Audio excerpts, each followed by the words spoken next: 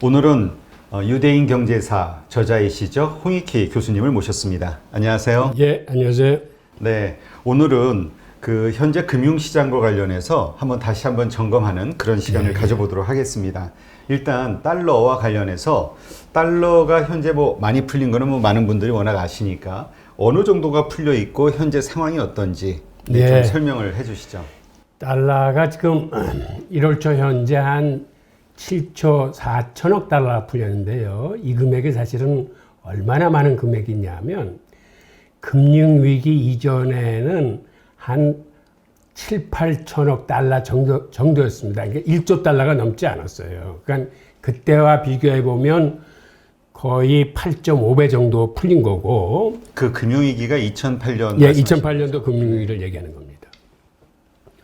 그 다음에 이번에 코로나 사태하고 비교해 봐도 코로나 사태 이전에 한 3조 8천억 달러였던 게 지금 현재 7조 4천억 달러니까 거의 2배 정도 돈이 풀린 겁니다.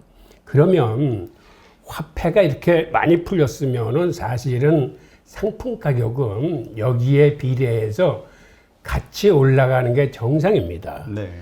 그래서 지금 부동산이나 주식시장이 이렇게 지금 달아오르고 있는 건데, 게다가 지금 이거 이외에도 연준이 매월 1200달러씩 그 국채하고 그 모기지증권을 사들이고 있거든요. 즉 매월 1200달러만큼의 유동성이 이제 더 풀어지는 거죠. 이게 하여튼 근본적인 지금 자산 가격의 상승 이유고요. 그 다음에 이렇게 수급장으로만 보면은 엄청나게 자산 가격이 올라가야 되는데 그렇지 못한 이유는 그 일부 자산의 그 상승을 미국 정부가 이렇게 억제하고 있습니다. 대표적인 예가 이제 금과 같은 건데요. 그건 요 다음에 또 금에서 설명을 드리고, 그 다음에 달러는 기축통화의 속성상 사실은 국내보다는 해외 유통량이 더 많습니다. 그러다 보니까 해외로 나온 달러들이 각국으로 들어가면서 그 현지의 유동성도 늘려줄 뿐만 아니라, 그 다음에 또 각국도 지금 코로나 사태의 경기 침체를 막으려고 통화 정책이건 재정 정책이건 많은 돈을 풀거든요. 그러니까 이렇게 밖으로 나온 달러와 자국 내에서 통화량이 합쳐져 가지고 세계 각국이 지금 그 자산 가격 그 상승의 그 와중에 있는 거죠. 자, 그 다음에 미국이 이렇게 달러를 많이 풀다 보니까 이것을 다른 얘기로 하면 인근 궁핍화 정책이라고 하거든요. 즉, 내가 살기 위해서 돈을 많이 푼다는 얘기는 곧 다른 통화에 비해서 내 돈의 가치를 떨어뜨리는 행위이기 때문에 이건 엄밀히 얘기하면 환율 전쟁하고 똑같은 저거거든요. 그러니까는 EU도 그렇고 지금 일본도 그렇고 그 미국의 달러 못지않게 돈들을 많이 풀고 있어요. 그래서 지금 세 나라 돈의 합계가 이 그래프에서 보시는 바와 같이 거의 21조 달러에 지금 육박하고 있습니다. 그러니까 미국뿐만 아니라 이렇게 유로와 엔화하고 해서 세계가 지금 유동성 홍수 속에 빠져 있는 거고, 특히 이 중에서 일본은 사실은 미국이나 유럽에 비하면 경제 규모나 덩치가 작은 나라인데 돈을 엄청 풀었어요. 그리고 지금의 양적 완화의 어떤 실험 무대 역할을 하는 게 일본이거든요. 그래서 사실은 엔저를 유지하기 위해서 저렇게 돈을 많이 푸는데, 저런 유동성 홍수의 실험이 과연 일본에서 어떻게 끝이 날지 그게 이제 관심거리고, 결국 우리가 모든 역사적 사례에서 봤지만 버블의 끝에 가서는 버블이 터집니다. 그건 지금 우리 주식 하시는 분들도 그렇고 지금 걱정하는 게, 유동성 장세로 장이 올라가는 건 좋은데 이게 실물 경제, 즉 경기 성장에 비해서는 버블이 되는 걸 다 같이 인식하고 있기 때문에 이 버블의 끝이 언제 어떻게 들이닥칠지를 눈여겨 경계해야 되는 거죠. 그리고 이게 지금 상태는 경기가 침체됐으니까 돈의 유통 속도가 느리기 때문에 사실은 큰 인플레이션이 벌어지지 않는데, 더 큰 문제는 경기가 회복될 때예요. 이제 경기가 회복될 때 되면 돈의 유통 속도가 빨라지면서 인플레이션이 급하게 일어날 텐데 그렇게 되면 이제 연준이 테이퍼링도 즉 풀어졌던 유동성을 거둬들이면서 금리를 인상할 준비를 하기 때문에 예전 같은 경우 연준이 테이퍼링을 한다라고 하면은 주식시장 같은 데서 긴축 발작을 일으켰어요. 네.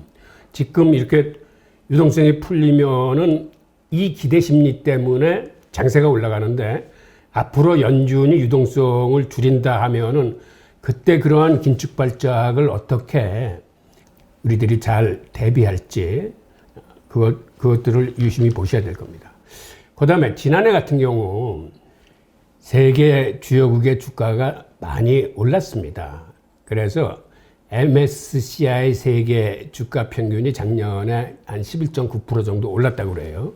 이게 선진국에서는 한 11.5% 정도 오르고 신흥국에서는 14.6% 정도 올랐다고 그러는데 작년에 미국이 15%, 일본이 한 16% 이상 주가가 올랐는데 우리 한국의 작년에 주가 상승률이 세계 최고입니다. 네. 지난해 코스피가 한 30.8%, 코스닥이 44.6% 올라서 예, 우리나라가 모처럼 세계 최강세장을 작년에 이룩했는데 이게 13년 만에 이제 처음으로 맞는 강세장이거든요. 그러니까 그간 나름대로 저평가돼 있던 우리 그 한반도 주식이 모처럼 이제 강세장을 띄면서 작년에 이제 큰 호황을 누렸고 아마 이러한 것들이 지금 올해도 지속되지 않겠네 하는 어떤 그 희망적인 관측을 해보면서 국제금융센터는 올해 세계 그 주가의 전망을 세계 전체로는 한 9% 정도 성장할 거다라고 보고 있고 미국 같은 경우 10%, 유로존 8%, 일본 5%, 신흥국은 한 12% 정도 성장할 거라는데 특별히 우리나라에 대해서는 뭐 언급한 건 없더라고요.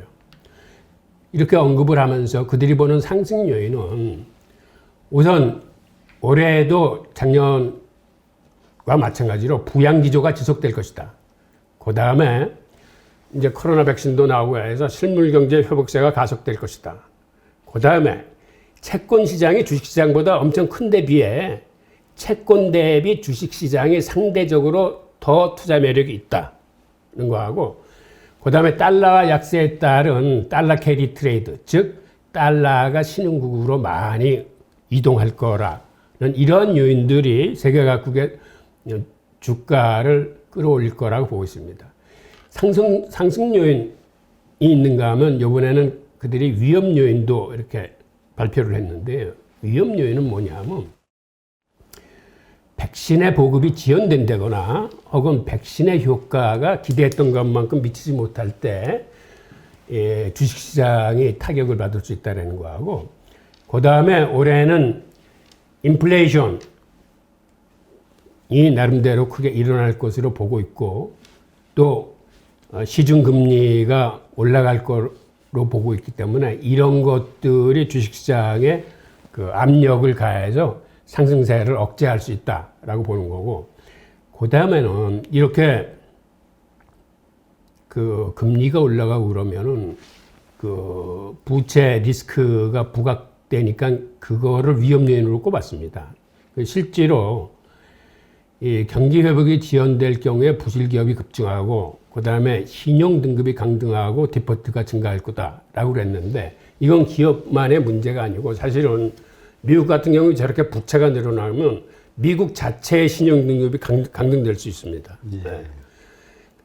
그러니까는 이 금리가 올라가고 부채 리스크가 크다는 얘기는 사실은 굉장히 위험한 요소인데 예를 들어서 지금 시중 금리가 1.2% 정도 10년물이 지금 올라가고 있는 상태 아닙니까? 근데 내년에도 아니 올해에도 그 국채가 많이 풀리기 때문에 이게 더 상승할 가능성이 있어요. 그러면은 이게 어떤 문제를 갖고 있냐면 10년물 국채가 올라가면은 기업 부채, 기업이 갖고 있는 그 부채 이자율도 같이 올라가요. 그 다음에 모기지 금리도 같이 올라가거든요.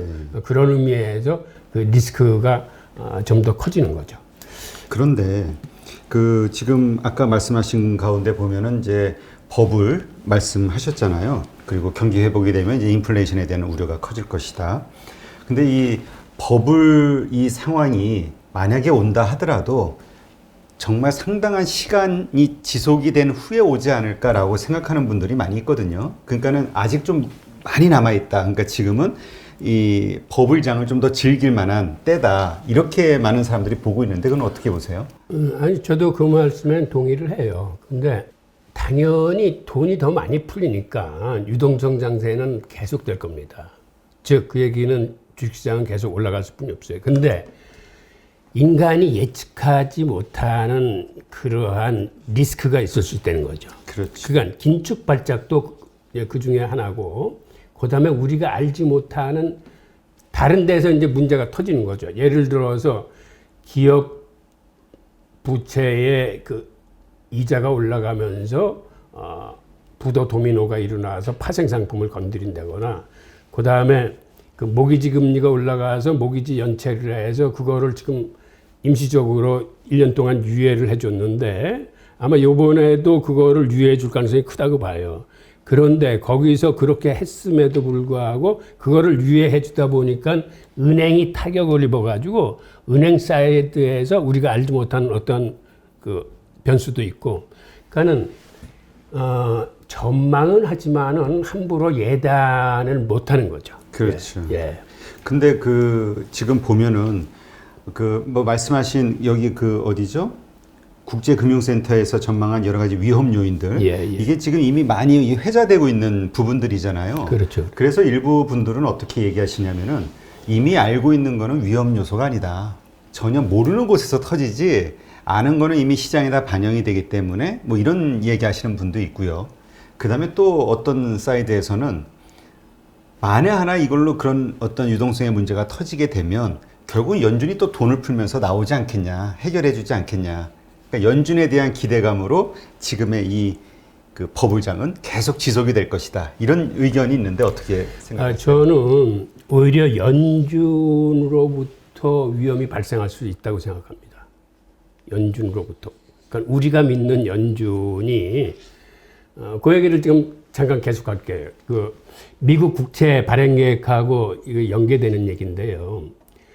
지난해에 미국 국채 순발행액이 한 4조 달러 됩니다. 네. 근데 그 중에서 1년 미만짜리 단기 국채를 한 2.7조 달러 정도 풀었어요. 그러니까 작년에는 이게 급하게 그 국채를 풀라고 사실은 금융권에서 잘 맥히는 단기채 위주로 풀었어요. 미국 정부가. 그리고 중장기채는 한 1.4조. 그러니까 단기채를 거의 2배 정도 더 많이 풀었거든요. 그런데 이게 올해 들어와서 올해의 계획을 한번 볼 것 같으면 올해는 작년에 단기채를 너무 많이 풀었기 때문에 단기채는 오히려 한 5천억 달러치 정도를 시장에서 회수를 합니다. 반면에 중장기채를 올해 한 2.8조 정도 풀어요. 네. 사실은 이 금액이 엄청난 거거든요. 그러면 저게 풀릴 때마다 경매날 채권 가격이 떨어질 겁니다. 그 얘기는 금리가 올라간다는 얘기거든요. 그러니까 지금 1.2% 정도 되는 10년물이 생각보다는 더 빨리 가파르게 올라갈 수 있다는 얘기예요. 그러면은 저게 한도가 제가 보기에는 아무리 높이 올라가도 1.5% 정도에서 막아야 되는데 저거를 막기 위해서는 다시 말해서 양적 완화를 강화해야 되는데 지금은 양적 완화를 강화할 때가 아니고 재정을 풀어야 될 때거든요. 그러니까 재정을 푸는 돈으로 인해서 금리가 상승하는 걸 다시 양적 완화로 해서 그 금리를 얻는다는 거는 이거는 사실은 조금 상상하기 힘들어요. 그렇게 되면 시중 유동성이 너무 많아지고 다시 그 자산 시장의 버블을 더 올리는 거거든요.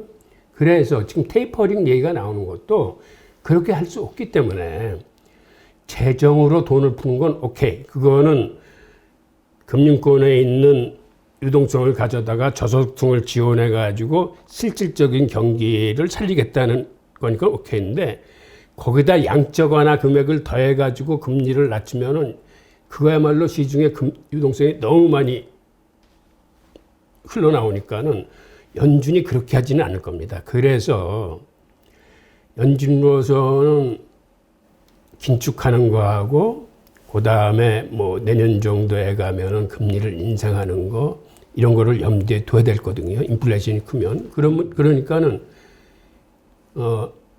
투자자들이 그간 연준을 바라보면서 그 연준의 입이나 연준이 우리를 보호해 줄 거라고 생각하는데 오히려 위험 요소가 연준으로부터 나오지 않을까 하는 의미는 생각보다는 우리가 생각하는 테이퍼링이나 금리 인상이 빨리 올 수 있다는 얘기. 네. 근데 요번에 그 연준 파월 의장의 연설이 있었잖아요. 며칠 전에.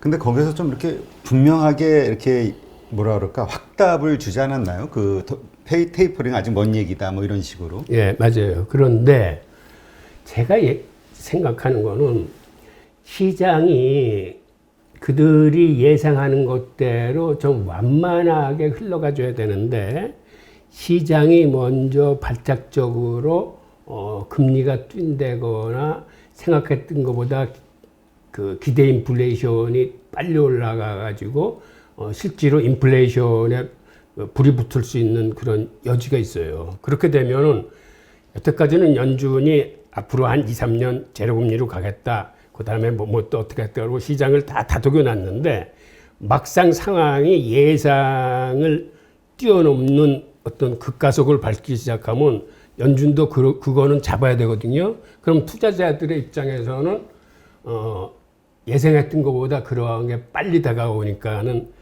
그때 시장이 한번 뒤집어질 수 있어요. 네, 그렇군요. 그러면 지금 그 바이든 대통령이 이제 그 얼마 전에 민주당하고 공화당 합의하면서 이제 했잖아요. 재정 정책을 풀었는데 그러한 것들 그렇게 푸는 것들도 지금 말씀하신 여러 가지 그 유동성의 플러스가 되는 건가요? 아니면 이거는 그렇죠. 별거로 봐야 되나요? 그 같은 흐름인데요. 올해 지금 재정에서 한 2조 3천억 달러를 더 증가할 거고 그 다음에 미국이 양적 완화로 매월 1,200달러씩 쓰니까 양적 완화로 1조 4,400억 달러가 나와서 하여튼 시중의 유동성이 한 3조 7천억 달러 이상으로 증가할 텐데 이게 사실은 엄청나게 많은 돈입니다. 네. 작년 같은 경우에도 그 코로나 사태가 터지면서 1년 동안 쓴 게 4조인데 거의 거기에 육박하는 돈이 또 풀리는 거거든요. 제가 보기에 이거는 시장이 감내할 만한 수준은 아니라고 봐요. 그래서 재정 정책을 지금 줄일 수는 없습니다. 그렇죠. 유동성을 줄인다면 양적 완화를 줄여야 되는 거기 때문에 연준이 지금 시장을 다독여 놨다고 하지만은 그 연준의 능력 이상으로 시장이 치달으면은 연준도 조치를 취해야 되거든요. 그게 오히려 위험 요소로 다가올 수 있다는 거죠. 네. 그러니까 또 이번에 재정 정책을 통해서 그 사실 메인스트리트 그 개인들에게 직접 돈을 나눠줬잖아요. 예. 그러니까 이제 이것이 만약에 어떤 회복 기대감, 경기 회복 기대감하고 맞물려서 돈을 쓰기 시작하면은 이게 또 갑작스러운 인플레이션의 유발 요소가 될 수도 있다. 맞아요. 걱정하는 맞아요. 분들도 있긴 하더라고요. 예. 지금 연준이 얘기하는 거는 그 금리가 시중 금리가 상승하고는 있지만 실질 금리가 마이너스니까는 크게 걱정하지 말라는 건데 실질 금리가 마이너스라는 거는 기대 인플레이션이 높아진다는 거거든요. 지금도 기대 인플레이션이 한 2% 정도 선에 와 있는데 인플레이션에서 무서운 건 인플레이션 자체보다도 바로 제어할 수 없는 기대 인플레이션이 급격하게 늘어나는 게 굉장히 위험한 거예요. 근데 그거를 연준이 쉽게 얘기를 했는데 앞으로 기대 인플레이션이 늘어나서 사람들이 이제는 진짜 인플레이션이 오는구나라고 생각해서 갖고 있는 돈을 상품으로 바꾸기 시작하면은 화폐 유통 속도가 빨라지면서 잘못하면 걷잡을 수 없는 인플레이션이 올 수도 있습니다. 네. 그러니까 지금 연준에서 아무리 확정적으로 뭐 2023년까지는 뭐 축소하지 않겠다, 금리 인상하지 않겠다 말은 하지만 예. 지금 말씀하신 여러 조건들에 의해서 이러한 그 물가 상승 이런 현상들이 갑자기 벌어지게 되면 그때는 다 말을 뒤집고 바로 즉각적으로 그 해결 조치를 취할 수밖에 없다. 이렇게 보시는 거군요. 예, 알겠습니다. 그게 언제 온다라고는 우리가 예측 못하지만 그렇죠. 그럴 가능성이 있다는 거죠. 네. 그래서 우리가 계속 지속적으로 그 말씀하신 기대 물가 그 기대 인플레이션 그 심리 기대 심리 그거에 대해서 계속 수치를 좀 관심 있게 봐야 되겠네요. 그것이 지속적으로 올라가는지 아니면 좀 이렇게 좀 자꾸 이렇게 조정이 되는지 알겠습니다. 그러니까 올라가더라도 이게 완만하게 올라가면은 괜찮은데 어느 날 급격하게 치고 올라가기 시작하면 그게 문제가 되는 거죠. 네, 알겠습니다.